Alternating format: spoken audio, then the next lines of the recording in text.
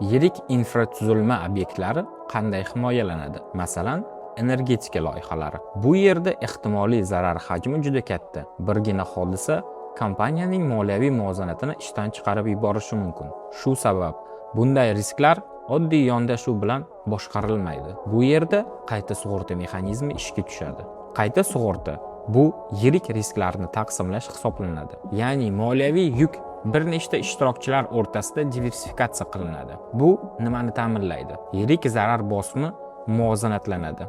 Tizim barqarorligi saqlanadi. Aynan shu mexanizm sug'urta bozorining ishonchli ishlashini ta'minlaydi. Natijada esa oddiy sug'urta mexanizmi to'liq kuch bilan ishlaydi. Sug'urta kompaniyasi mijoz oldidagi majburiyatlarni ishonchli bajara oladi. Chunki yirik risklar allaqachon tizimli tarzda boshqarilgan bo'ladi. O'zbekiston qayta sug'urta kompaniyasi barqaror kelajak uchun ishonchli hamkor.